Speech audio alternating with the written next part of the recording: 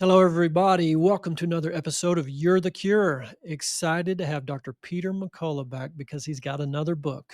His first book, I believe this was your first book, Dr. McCullough, The Courage to Face COVID-19, and co-author John Leake. And John Leake is a co-author of the new book too, which is Vaccines, Mythology, Ideology, and Reality. That's such a great title because it sums it up perfectly. So we're going to dive into this book. And for those that don't know, which I can't imagine anybody doesn't know at this point, but Dr. Peter McCullough out of Dallas, Texas, he's MD, MPH, and he's epidemiologist, cardiologist, internist, well-credentialed, very well published. And as it talks about in the back of the leaf jacket here under the bio, in 2020, he published the pathophysiology basis and rationale for early outpatient treatment of SARS-CoV-2. He was a leader in the medical response to COVID-19. I just want to say for 1 second here, that's an understatement. A leader in the response to COVID-19. I mean, I to this day still don't really understand how you do this, Dr. McCullough, from the get-go. You saw the truth, went with the truth, totally evidence-based.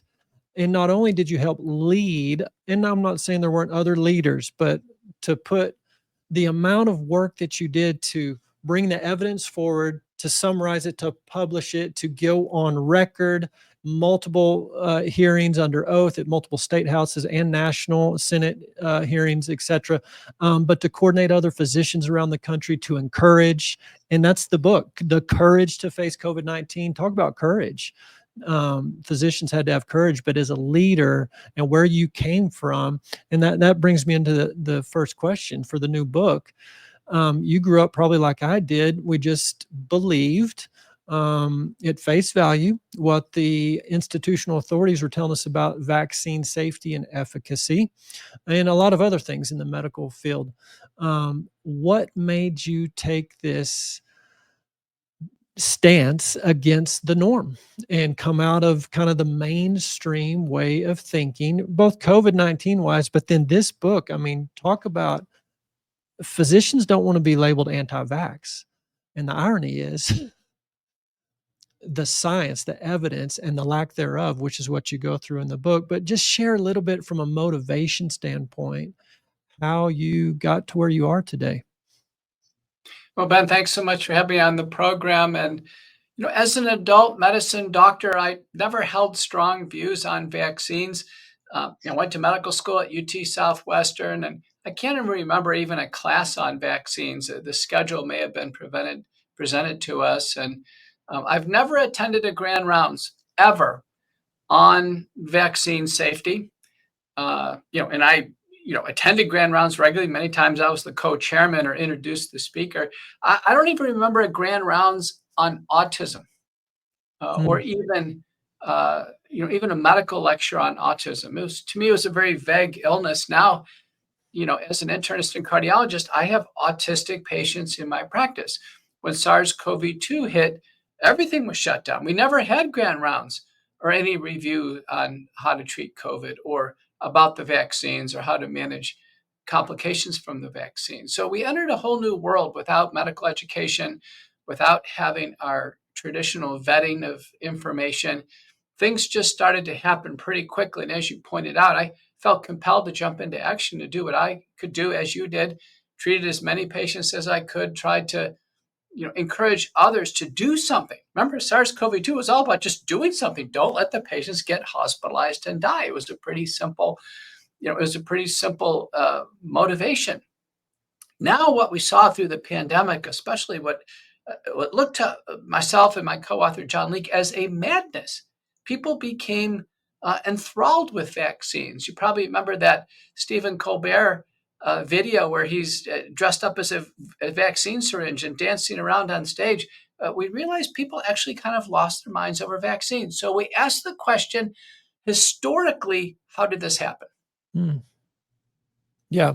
And talk about historically, we're talking all the way back into the 1700s, which I'll say, as kind of an intellectual, scientific minded person, it's great to have ideas and theories, hypotheses, and, experimentation So this thought or idea that, hey, we could grab a little bit of pus or grab, a bacteria, virus, introduce it somehow to a patient, and maybe that'll help their immune system to recognize and then mount a better response down the road. I mean, it's a legitimate thought and theory.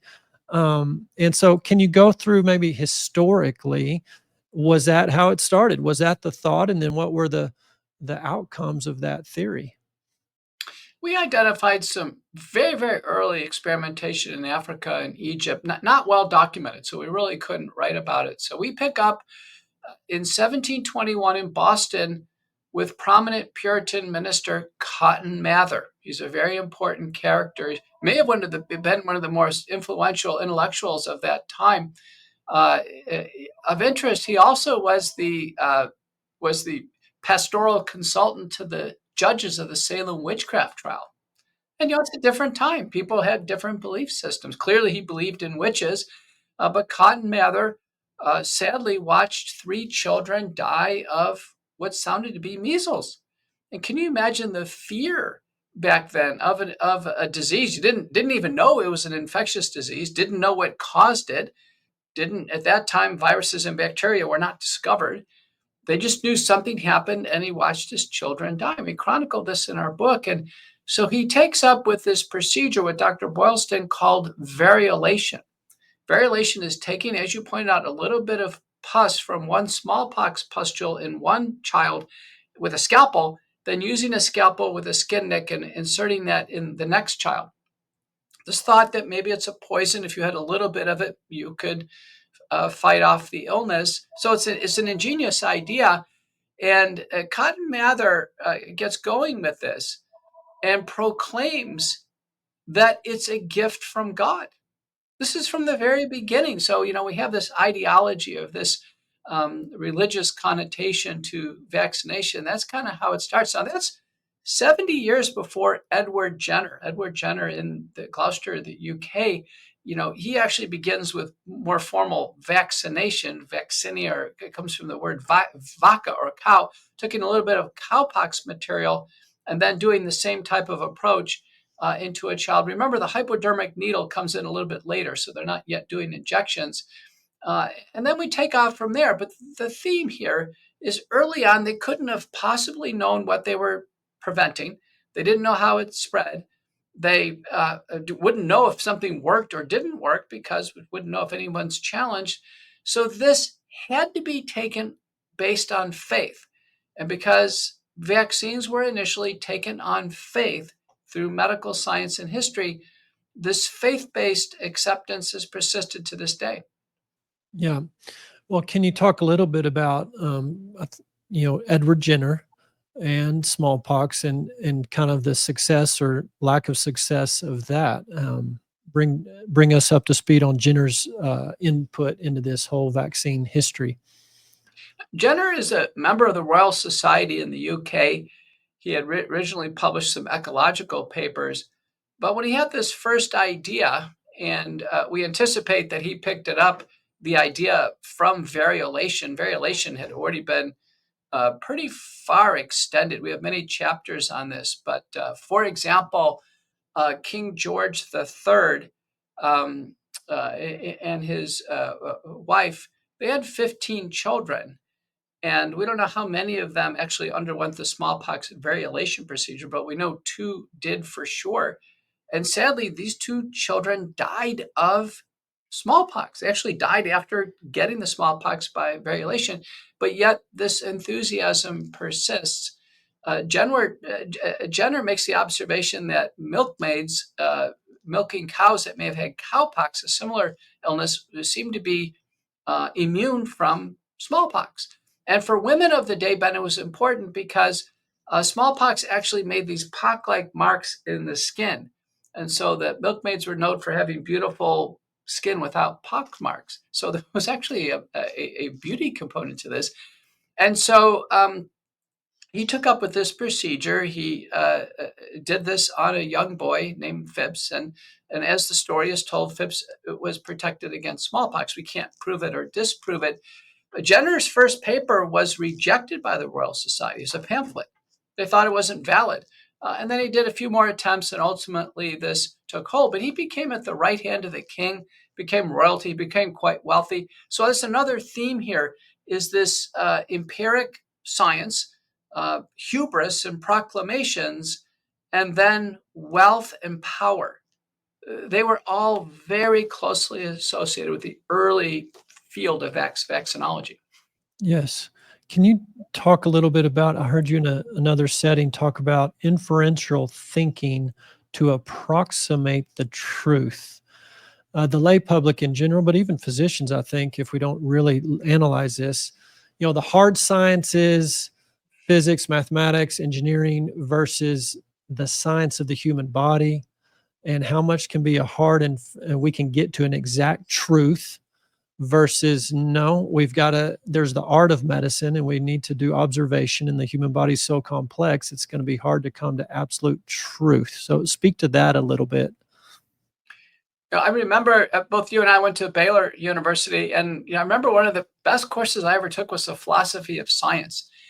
And we learned there that there's kind of two basic ways to think in science. One is deductive thinking, meaning you start with a law, like the law of gravity, and then one does calculations and say, well, if the law of gravity is this, then we should be able to hold up the roof or elevate a plane in the air.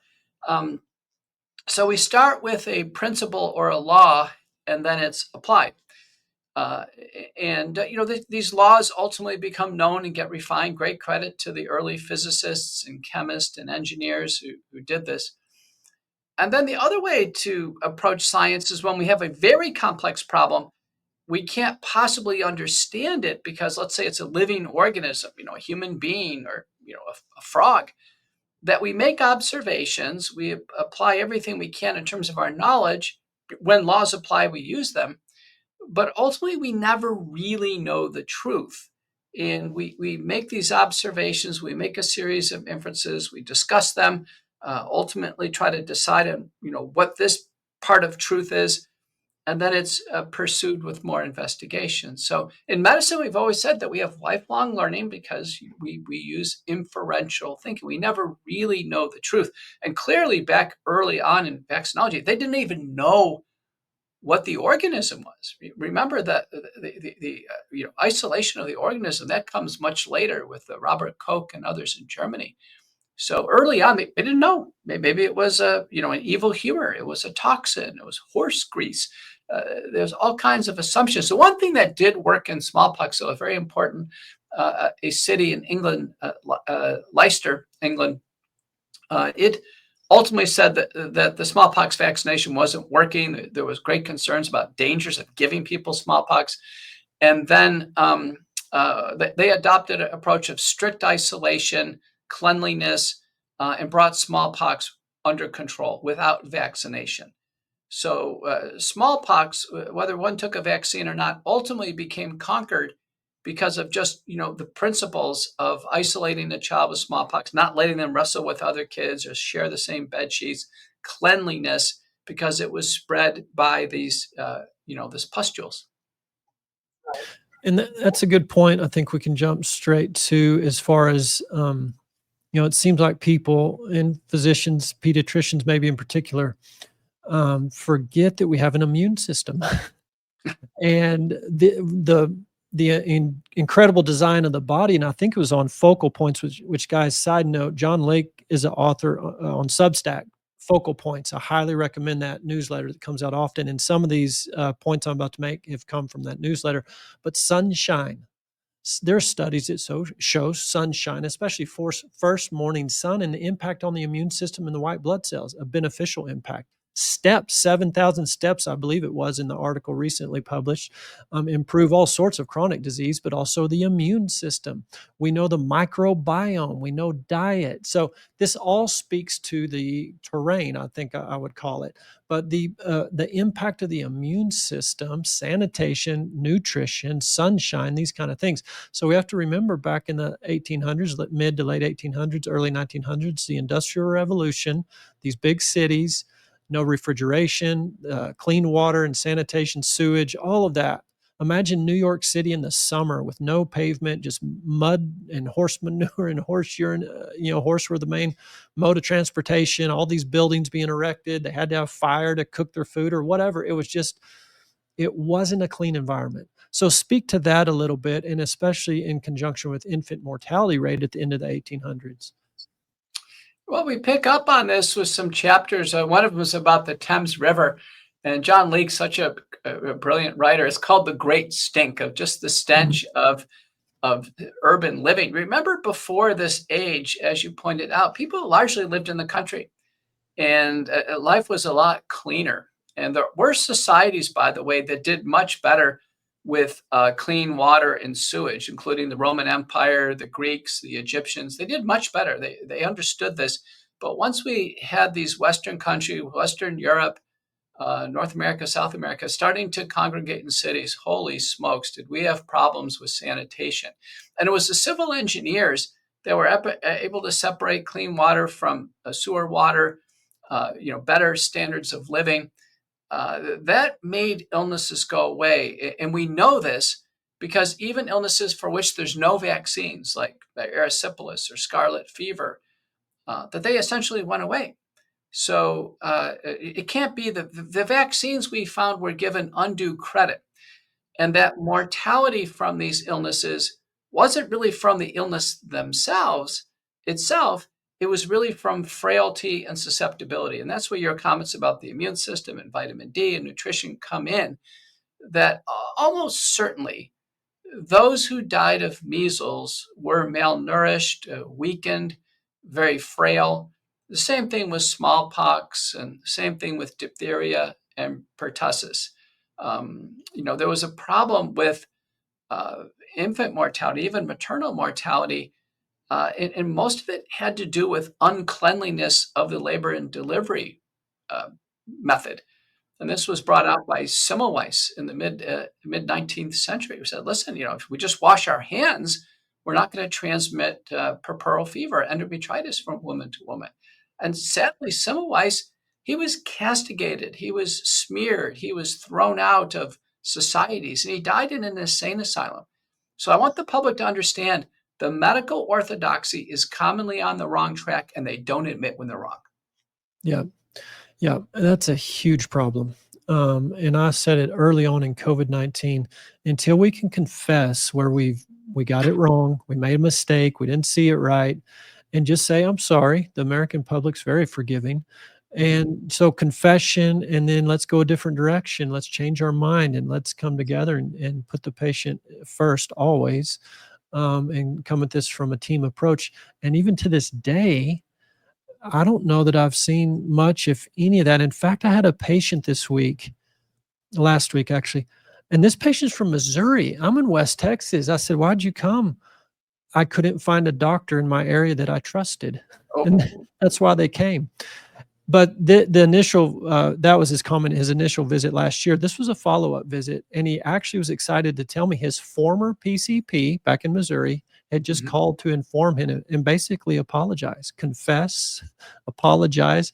This PCP told this patient he was forced by the employer to give these COVID-19 vaccines, and once he learned of the danger, but 100 patients on his patient panel have a vaccine injury that he just couldn't come to grips in terms, and he resigned recently to start his own private practice outside the system. But I mean, so there are those doctors, point being, that do see and eventually they say, I'm sorry, confess, come out of that system.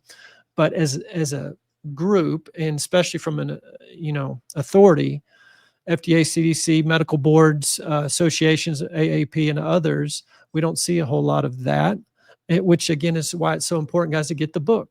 You've got to inform yourself. You've got to get educated on the historical perspective and the current perspective. But sorry, just a little side note there on the need for. To tell you the story of my wife's gynecologist, and I think another fair way to approach it is just being honest and understanding risks. So my wife's doctor is Dr. Gunby in Dallas. He's one of the older obstetrician, gynecologist in Dallas. His claim is actually, I think he's delivered more babies now in North Central Texas than anyone in history. Wow. And anyhow, she went in with fear and trepidation, I think in 2021 or 2022 for an exam. And she was afraid that she was going to get pressure to take a vaccine. So she's in one of the Baylor clinics on the first floor. And she sees Dr. Gunby and she starts to feel him out on the vaccine. He said, listen, he says, I'm old. I considered myself vulnerable. He goes, I took the shots myself. He said, but I would never suggest them for a young, healthy woman. I mean, that's a fair answer. I mean, Yeah. it's okay. I mean, people were afraid. Patients in nursing homes, I have great sympathy for them. My parents have been in senior homes now. My mom still is right now. And I have great sympathy for this kind of decision that, Mhm. was I at risk or am I not? What people were being told. They did see other people in the senior homes dying. So I fully understand that. But when we get down to employers mandating novel genetic COVID vaccines for perfectly healthy employees, now this is after our CDC comes out and says that the vaccines aren't working, boosters will be needed, and that it doesn't stop transmission. And this is before the Biden mandates. So the employers just did this on their own. That's where I think we need to see some apologies come in. These employers are going to have to come out and say, listen, we got it wrong. Yeah, absolutely. But even I think a step further, that'd be a great first step. But the mandated flu vaccine for healthcare workers, Mm. making that a mandate of employment or to keep your hospital privileges, stay on staff or be employed, when the risk versus benefit, just the loss of the freedom to make a choice and to be informed fully, because most people aren't, on the very poor efficacy of the flu shot and the potential risk. And if you're healthy, almost zero risk of any long-term issue with that. So even beyond the COVID shot, I think the employer mandate on the healthcare employees is an issue. Well, Ben, the Association of American Physicians and Surgeons in 2000, 25 years ago, passed a resolution against any form of a medical or vaccine requirement or mandate. Should Yeah. never be. These should all be personal choices. I took 40 flu shots to be on staff over time. I never felt strongly about it. But looking back on this, I mean, think about it. Less than a 1% chance that any one of us gets flu. I've never even been tested for it. So it's a less than 1%er to start with, number one. Number two, the flu shots are some years have efficacy that's essentially zero. Recent Cleveland Clinic study shows those who take the flu shot are more likely to get flu. There are randomized trials showing those who took a flu shot more likely to get the common cold. That was happening to me. I was getting common colds over and over again. And then what can happen is I know the side effects are rare, but because it's such a low value shot, any side effect is unacceptable in my view. And my brother's colleague here in Dallas was completely paralyzed with Guillain-Barré syndrome after a flu shot. It's Mm. unacceptable. Yeah, absolutely. And to mandate that. Okay. Sorry, got off on a little tangent here. Back to the historical timeline. We can jump in wherever you want. But guys, this is why I love the book, because of that historical, you can get a full picture of this. And I'll just call it religious faith and belief in these vaccines. And we need to be a little more careful with that. So jumping to maybe polio. And interesting, in polio, same thing. Terrain versus germ. There's studies that show in the microbiome, polio living in people that have zero symptoms. And some studies, Mhm. 70%, 90% polio in the microbiome, zero symptoms. So there's more factors involved. But talk a little bit about polio. That's kind of always a big scare. In fact, chapter 14, polio, the big scare and the savior. So touch on that a little bit. Well, polio was the first vaccine campaign that happened with modern media like TV. So now the whole public could be aware of it. There was never a polio pandemic, never. So, we're talking less than 50,000 cases a year. It's not a pandemic. People in the numbers of thousands with paralytic polio. But polio, interesting, and this is kind of John Leake's investigation.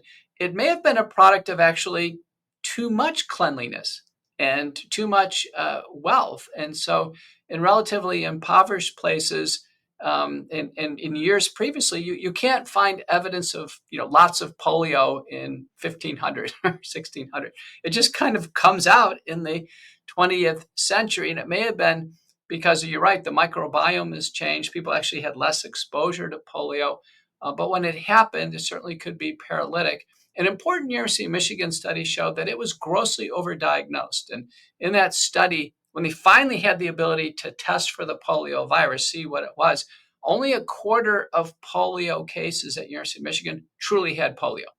There were other things like transverse myelitis, young kids with shoulder dystocias, and other problems. But the bottom line is polio was grossly overdiagnosed, and people just assumed it. We actually have a little piece in there about Mitch McConnell, U.S. senator, who claims he had polio as a child. And we investigated. There were no reported cases of polio in his town of 5 Points down south, and at all. And so he just kind of made that assumption. And Mitch McConnell made a big deal about RFK and polio vaccine. But the polio vaccine campaign highlighted a few things. One is that many times the initial versions of vaccines are not safe, or is the wrong idea. So the initial version I took, these were the oral polio vaccine, the Sabin vaccine, and that created immunity to polio, but it contributed more polio to the water supply. So then we had to turn around as kids and come back and get the injectable, the IPV Salk vaccine, and that seemed to be a better solution. But there's two things that came with the injectable. One was the Cutter incident, where because the virus was grown on monkey kidney cells, that some of the kidney cells clumped, and so during the inactivation with formaldehyde, the virus wasn't killed. So some people were injected with the polio virus. This was terrible. And so it actually caused polio in a relatively large number of people. Sadly, some were paralyzed from the vaccine, almost like, initially people dying of smallpox from the vaccine or from the variolation. And then the second thing that happened, and this happened during the era where I took it as a kid, was contamination with SV40, simian virus 40, a cancer-promoting segments of DNA. The same type of contamination has happened with Pfizer, Moderna in the COVID shots. Well, a large number of people received IPV contaminated with SV40. There was an Institute of Medicine report, and the report concluded we can't possibly know how much cancer in people my age is going to be due to these shots. Yeah. So guys, SV40 stands for simian monkey virus. And those kidney cells Dr. McCullough is just talking about, these vaccines inoculated or grown in these kidney cells of a monkey. This virus gets transmitted into the vial, the vaccine vial, that gets transmitted into you. And so this particular genetic material promotes cancer growth. So I just had a patient yesterday. There's two fairly young pastors here in Lubbock with stage 4 cancer. And they were asking me, why is cancer on the rise? There was an article just recently about I think it was a 500% increase in colorectal cancers in the young age group, less than 50 years old, even down to 10-year-old.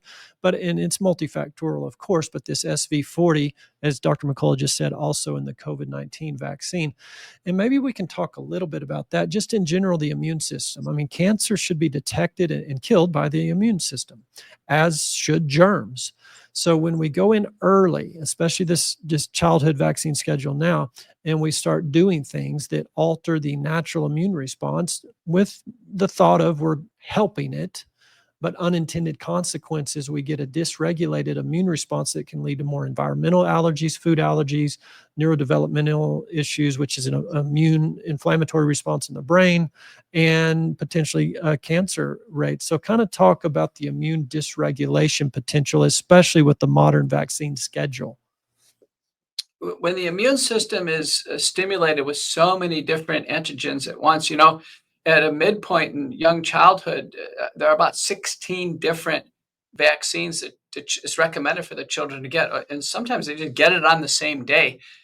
You can't imagine giving 16 drugs to somebody at one time. The immune system has to go on overdrive. There's all kinds of opportunities for misadventure, autoimmunity, paradoxical immune suppression. I mean, one of the best examples is a prospective randomized trial of the flu shot in young children who don't need the flu shot.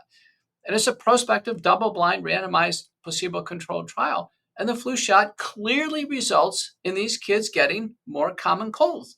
So the immune system must be either suppressed or misdirected in some way. Now with the COVID-19 vaccines, data from University of Pittsburgh, Singh and colleagues have shown this, that the spike protein produced in large quantities after the vaccine, we also get it after the infection with SARS-CoV-2, it appears to suppress the tumor suppressor systems P53 and BRCA. These actually keep cancers in check or actually snuff out cancer cells. So I'm greatly concerned, as you are, that people loaded with the spike protein, in fact, can have unchecked cancers. My last patient was a young man who's 28 who had, already advancing non-seminoma testicular cancer. Seeing cancers at such a young age. Ben, you can't believe this. I had someone text me and say, Dr. McCullough, my daughter, who's in high school, took the COVID shots at age 16. She died before graduation at age 18 of widely metastatic ovarian cancer. I've never heard of fatal ovarian cancer in an 18-year-old girl. Never heard of it. Yes, and there's reports like that around the country. 13-year-old with stage 4 colon cancer. I think it was a 10-year-old similar out of UCLA. Just devastating. Deion Sanders, I know, recently reported aggressive, kind of late stage bladder cancer. I think he's in his 50s. So yeah, there's been a real uptick. Are you ready to take control of your health together? You're not alone. Dr. Ben, as well as a mission-driven team here at Veritas, created this online wellness membership because so many are suffering. We want to help more people by sharing the truth that we believe will change lives. Veritas Wellness Membership is more than just a wellness program. It's a movement designed to empower you with truth, practical tools, and a support community at a price that's accessible for everyone. One membership covering your entire household. Upon signing up, you gain access to life-changing educational resources, expert-led webinars, live movement classes and exercise series, community groups and wellness initiatives, interactive classes, as well as exclusive discounts on supplements and advanced lab testing. We also offer complimentary peace consults, a space for you to go deeper, discover who you were created to be, and explore how stress contributes to disease. We believe in getting to the root cause and understanding why what we believe truly matters. Our team of wellness navigators are here to guide you every step of the way. So whether you're just starting your wellness journey or ready to go deeper, there's something here for you. So jump in today. We can't wait to walk this journey with you. Visit VeritasWellnessMember.com to get started. I want to stay on track here. I love the tangents, though. You do get into kind of the controversial. You even mention this name, and you're an anti-vaxxer. And Dr. Andrew Wakefield, I've had him on the show before, and you dedicate a chapter in the book to that. But kind of for people that don't know, give a little summary, because the chapter 18, Andrew Wakefield versus the vaccine cartel, is what author John Leake entitled that chapter. So discuss that a little bit. For every seminal discovery, usually the first person who gets something in publication, they're smeared, they're slandered, they're discredited. Sometimes their careers are ended for making the seminal observation. This is very important. So I mentioned Semmelweis, who made the observation we should wash our hands to reduce infection. His career was ended with that research. And then Sir Austin Bradford Hill and Dr. Dowley in the UK made the observation that smoking caused lung cancer. Dolly was smeared, slandered, discredited, all by the tobacco industry. And yet he was right. And now Andrew Wakefield, a gastroenterological surgeon, academician in London, makes the observation with parents that when the measles, mumps, and rubella vaccines are combined, MMR, and this happened after I was born, but when the MMR was given to children, some children developed a syndrome of lymphoid hyperplasia in the abdomen, and they developed features of autism. Wakefield was just describing this syndrome. It was published in Lancet, and over the course of over a decade, it took a decade of constant attacks and people trying to debunk him, discredit him, slander him, smear him. Authors were peeled off the paper. Then after a decade, the paper was retracted, but it was never retracted because of the data and the observations. The accusations were that he had a conflict of interest. And, in Wakefield is a young, dashing British physician, handsome. He was for a while dating Elle Macpherson, a supermodel. And, we believe, John Leake believes, and we know Wakefield pretty well. We believe that this cartel of vaccine companies and those kind of in collaboration with them, they felt that Wakefield was so dangerous and that his observations were so correct that they had to destroy him, just like Semmelweis. Wow. It reminds me of that quote, which I shouldn't bring it up because I don't remember it, but something about the truth initially is totally resisted and, made fun of basically, but eventually it's taken as, oh yeah, it's an obvious fact. Kind of like with tobacco, totally resisted. Doctors recommended smoking actually. And now it's just obvious. You ask anybody on the street, does tobacco contribute to cancer? It's widely accepted. So it's like we're in this transition from complete denial and let's, smear everybody. We're transitioning, but I feel like the people, the general public, the patients are way ahead of the curve. In fact, there was a study, and I believe, again, Focal Points newsletter about, I think it was less than 40% of parents, expectant parents, are planning to follow CDC schedule. The people have figured this out. Well, did you see what the American Academy of Pediatrics, the response was to that? No, I didn't. Oh, Ben, it's stunning. This came out. 60% of parents and young parents, they're not going to follow this whole schedule. They're starting to be concerned about vaccine safety. So the Academy comes out and says, that's it. We think we should take away all forms of non-medical exemptions. Anybody who wants a philosophical religious exemption, that shouldn't go through. And they're going to press the case with each state.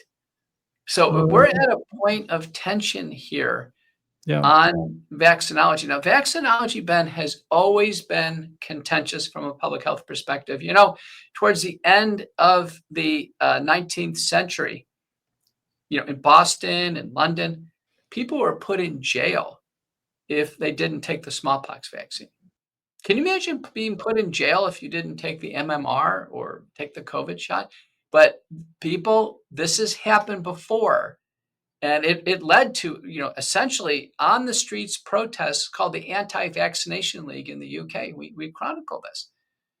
That's what it's come to. And we're at this crossroads. And even when RFK made the recommendation to pull the childhood vaccines, pull COVID-19 vaccine recommendation down, AAP, I believe, sued the administration or sued RFK for that move. Same kind of mindset. Yeah, and that's COVID vaccination in healthy pregnant women and young children. They can still take it if they want to. It's just not on the recommended list anymore. Yeah. And yet, an academic society is suing them. Why would they be so invested in this kind of brand new genetic technology that has no supportive large-scale prospective randomized placebo-controlled trials in those groups, never been demonstrated to reduce COVID-19 with the recent variants or spread or reduce mortality? Yeah. So you can tell that there's this irrational faith-based belief in this. It's not Yeah. based on science, but people do feel so strongly about it that they'll, write editorials and launch lawsuits against the federal government. Yep. And again, the people have figured this out in large part to books similar to this one, guys. Again, want to just show you the book of Vaccines, Mythology, Ideology, and Reality. One of the stories that you talked about, and John Leake talks about in this book, and I want you to share, and it's stories like this that we need to, I would say we as CDC and other organizations, the government needs to say, yeah, I'm sorry, we really messed up on this one. But it's Dr. Pauline's child. Dr. Mm. Pauline, what happened, not only what happened to this poor baby, but the response and the other vaccine injured and the whole vaccine injury compensation program. But share that story, speak a little bit to that compensation program and how that could be improved. Well, 1986, because of increasing lawsuits against the vaccine companies, they went to the government and Congress and HHS wrote the 1986 Vaccine Injury Compensation Act, which granted immunity to the vaccine companies so they wouldn't be sued.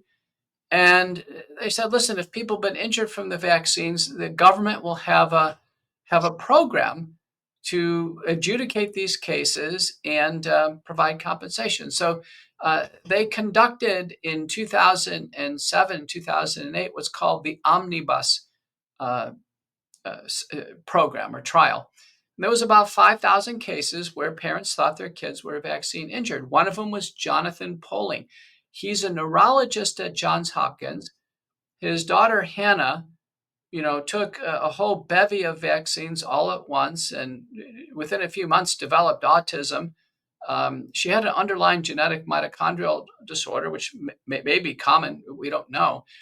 But she clearly developed autism. And so he publishes a case report as a Johns Hopkins neurologist. This is as airtight as you can possibly get.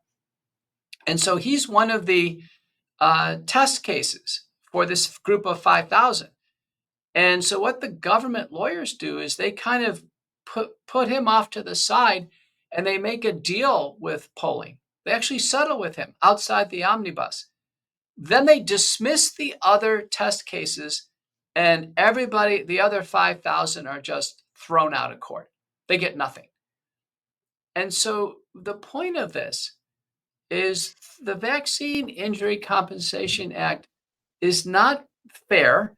The program is a sham, and the U.S. government teamed up with the vaccine companies to allow harm to be done with the public, and there's nothing people can do. Once the needle is in the arm, there's nothing you can do about it.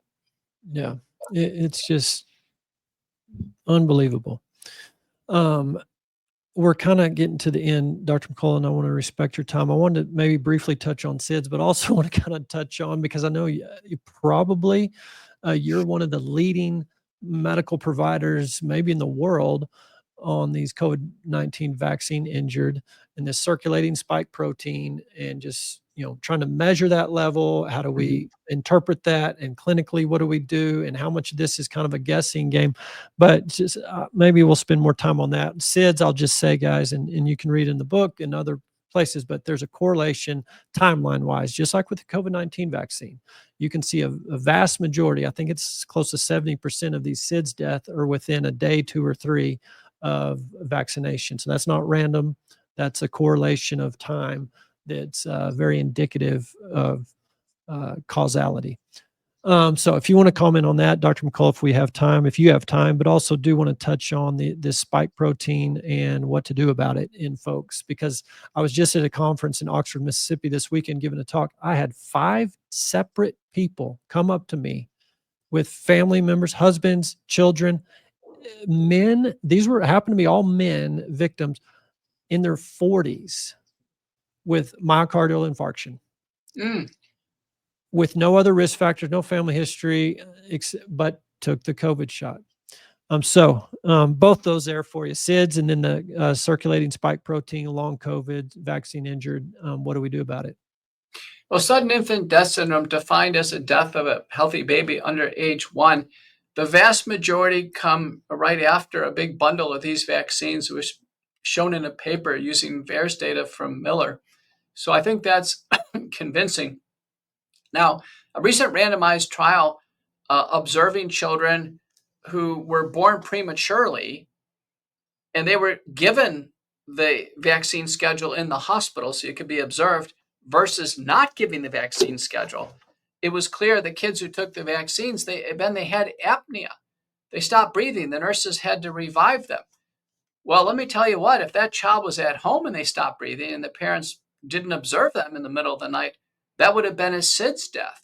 So I think that recent trial is showing us that the vaccines are almost certainly a determinant for SIDS.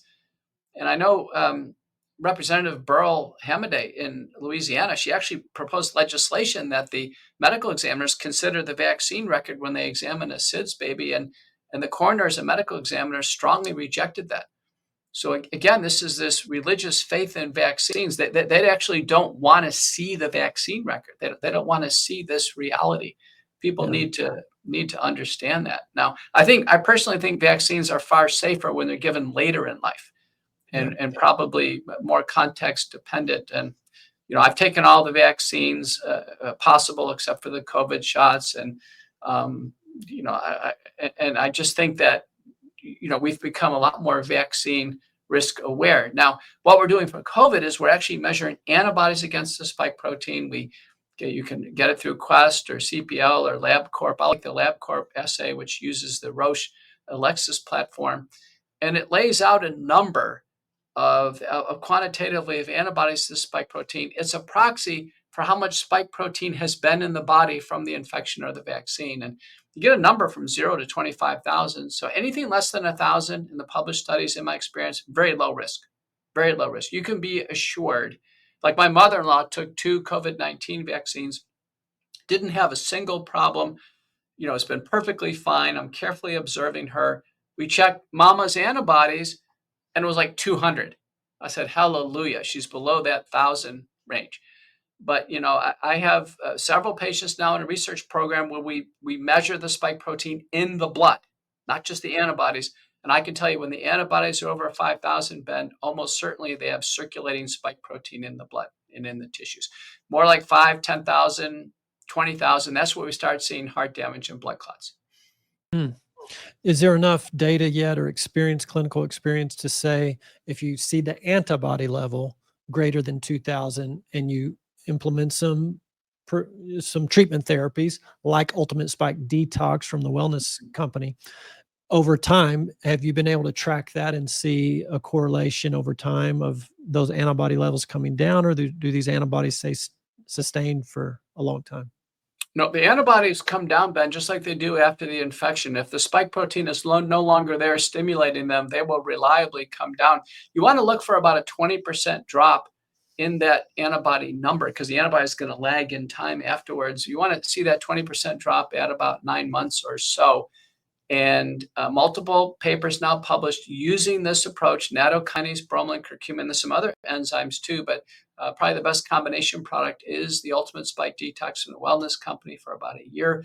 We have a patient we've published from my clinic in the peer-reviewed literature, and he had a very nice drop and a resolution of his syndrome. I've seen this clinically in my practice. If you can get these antibodies down, stay away from any more infections, certainly no more vaccines, patients do reliably get better. The myocarditis resolves, the blood clots clear up, the neuropathies improve. We use other drugs and other strategies to help, but I do think this natural approach with Wellness Company Ultimate Spike Detox is fundamental. Yep.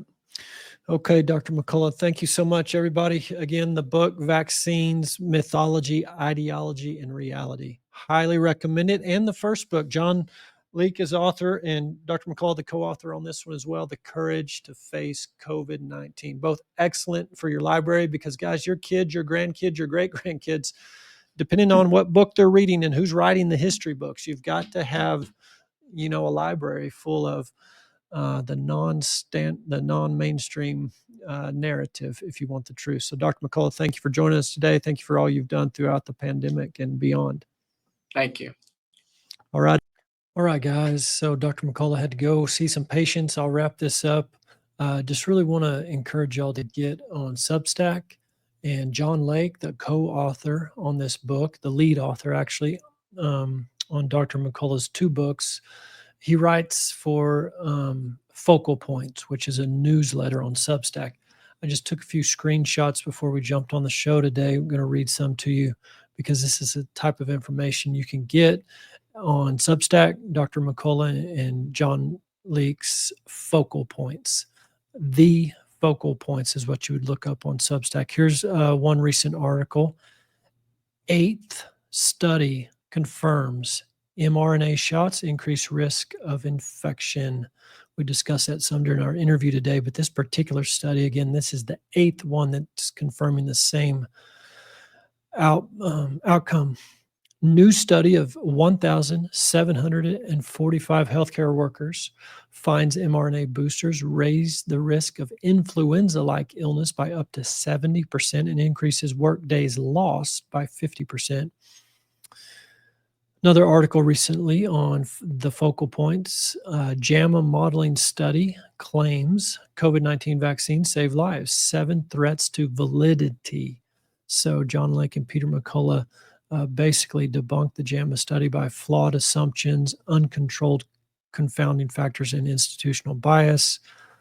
That was a really good article, I thought, by John Leake. And here's another one.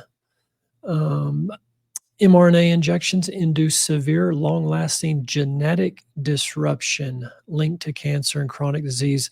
Landmark study reveals COVID-19 vaccines severely disrupt the expression of thousands of genes, triggering mitochondrial failure, immune reprogramming, and oncogenic activation. You can, again, read all these studies. I'm pulling these right off the Focal Points on Substack. And I mentioned the sunlight study earlier, and this was from a few weeks ago on the Focal Points. You can go find this. Sunlight penetrates the human body, improving mitochondrial function and vision. You know, we talk about sun all the time as one of the core ancestral techniques to induce health. I think I've quoted before Dr. Malcolm Kendrick's book, The Clot Thickens. You can go find that interview on our website archive page. I interviewed Dr. Kendrick, but in that book, he talks about sunshine, regular sun exposure, sunbathers. They've looked at studies on sunbathers, average of 10 years added to their longevity by consistent sun exposure.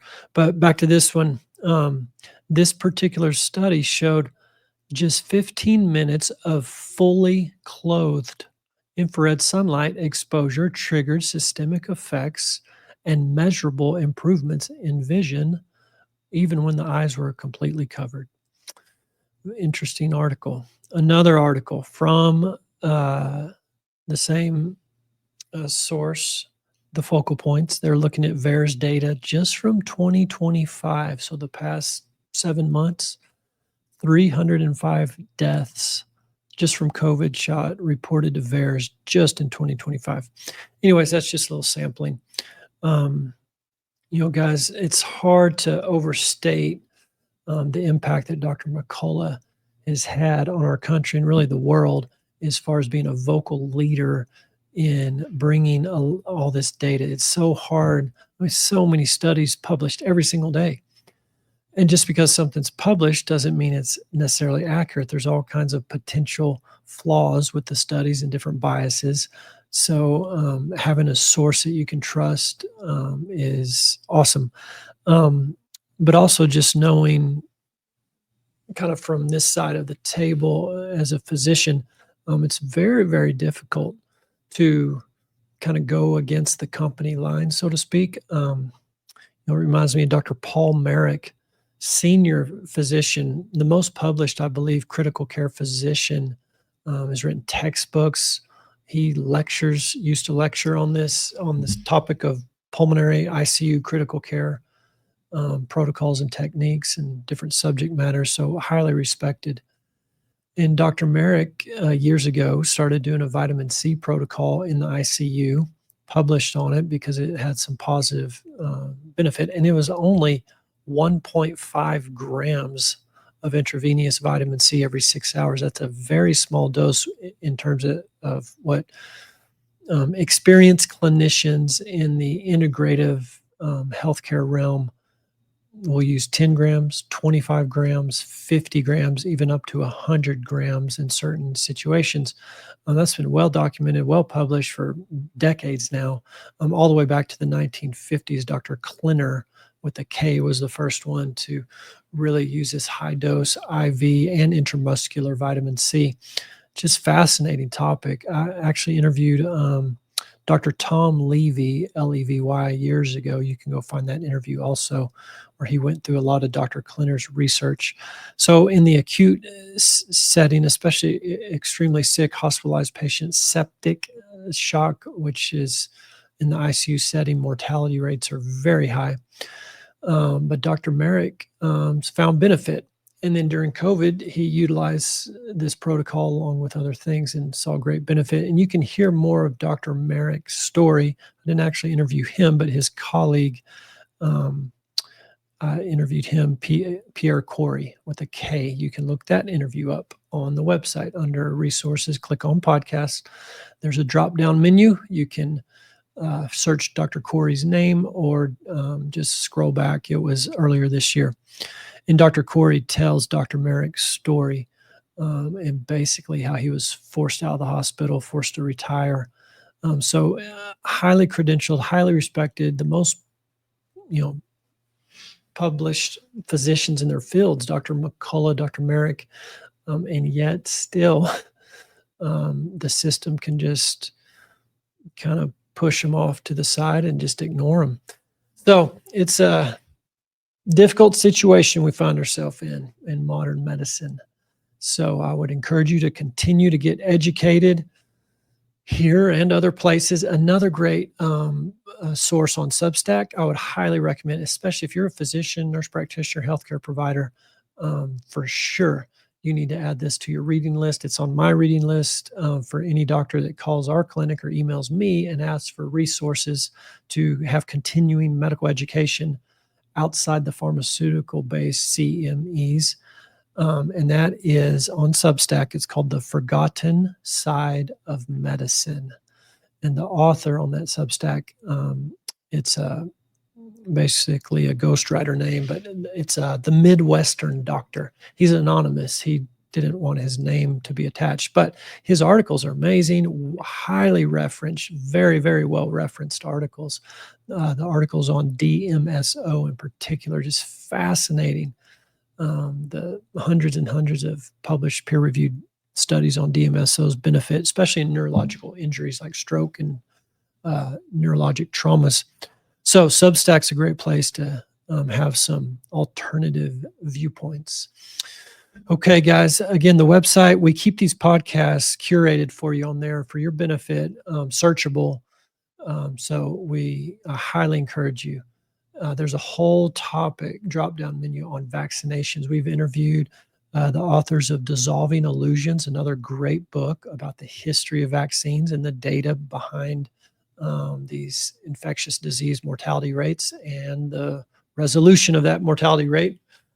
And we've interviewed Neil Miller, that Dr. McCullough referenced some of his studies on SIDS. We've interviewed Dr. Paul Thomas, one of the, in my opinion, best pediatricians to ever practice medicine in the United States. And his book and his website about vaccines, National Vaccine Information Center is another great resource.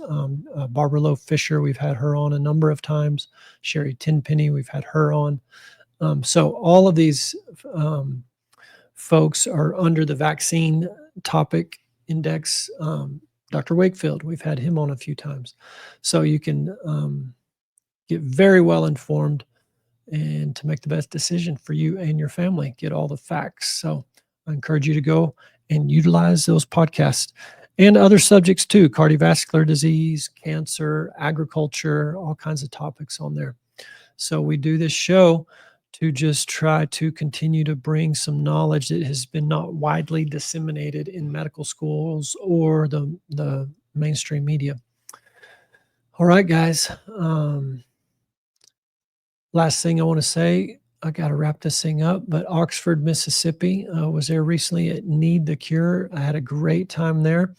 I had to kind of speed through my cardiovascular disease, heart attack discussion. So if you're listening, I know a lot of y'all at the conference said you do listen to the podcast. You can go see the full lecture, a little more thorough, probably, on the website on the members only section under education courses. Just look for heart disease, cholesterol, and I go into a little more depth on that. Also, we have a cardiovascular disease cholesterol topic on the drop down on the podcast page on the website. So y'all utilize those sources. Guys, if you're new to the show, we have a wellness program online. VeritasWellnessMember.com is a website, $29 a month, gets you access to weekly small group meetings via Zoom, monthly Q&As with me, multiple different courses, recipes, meal plans, workout routines, the ability to do one-on-one consultations if you need to and want to, blood panel, the Veritas blood panel, which is looking for lit fuses or inflammation. There's signs in the body that your mitochondria is not working right, and that blood panel can help identify that. So that's available. If you have a Quest lab anywhere near you, you can purchase that blood panel. It's probably $2,000 at most places, and it's about, I think we charge $400. And that comes with a 1-hour visit with your navigator to go through it. So we try to provide all these resources for y'all's benefit. If you're new to the show, I encourage you to check that out. All right, guys, we'll see you next week. Thank you for joining. I'm Dr. Ben Edwards. You're the Cure.